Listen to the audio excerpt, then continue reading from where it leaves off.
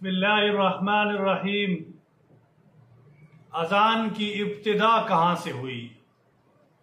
مدینہ منورہ کے اندر یعنی مسلمانوں کی کثرت تھی اور آزادانہ معاشرت کی وجہ سے نماز کے اوقات میں بہت ہجوم ہونے لگا کہ نماز کے اوقات کا پتہ نہیں ہے کہ اس وقت کیا طریقہ ایسا کیا جائے کہ جس سے سارے کے سارے مسلمان اکٹھے ہو جائیں اور نماز کا وقت یعنی اوقات کا پتہ چل جائے کہ اس سے اطلاع ہو جایا کرے، تو ایک ہی وقت میں کہ بھئی سارے حاضر ہو کر شریک ہو جائیں جماعت میں۔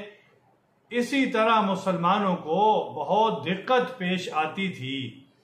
اب جس کے دور کرنے کی تجویزیں ہونے لگیں اور پوچھنے لگے کہ نماز کے اوقات میں کیا کیا جائے، تو کسی نے کہا کہ دف بجایا جائے یعنی ڈھول کی آواز زور سے ماری جائے، اور کسی نے کہا ہے کہ یعنی بلندی پہ چڑھ کے آگ لگائی جائے، اور کسی نے کیا ہر ایک نے اپنی تجویز پیش کی، لیکن یہ تجویز تو سامنے نہیں آئی۔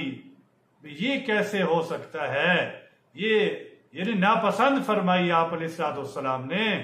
تو رسول اللہ صلی اللہ علیہ وسلم نے چند صحابہ کو جمع فرمایا اور یہ بات سامنے رکھی، اور پھر صحابہ کرام رضی اللہ تعالی عنہ کو خواب میں یہ کلمات یعنی سکھا دیے جو اذان میں پڑھے جاتے ہیں خواب میں، کہ اس طرح یہ اذان کی آواز پڑھی جائے، یہ کلمات پڑھے جائیں۔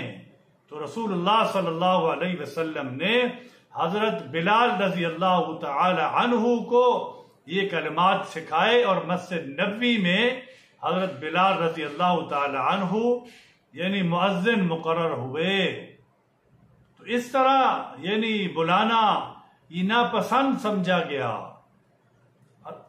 اللہ کے رسول صلی اللہ علیہ وسلم نے یہ طریقہ اختیار کیا، حضرت بلال رضی اللہ تعالی عنہ کو مؤذن بنا دیا، اور حضرت بلال رضی اللہ تعالی عنہ اونچی جگہ پہ کھڑے ہو کے زور سے یہ کلمات کہتے تھے، اللہ اکبر اللہ اکبر اللہ اکبر اللہ اکبر، پوری اذان لا الہ الا اللہ تک۔ اس سے پھر سارے کے سارے مسلمان جمع ہو جاتے اور نماز ادا کر لیتے تھے۔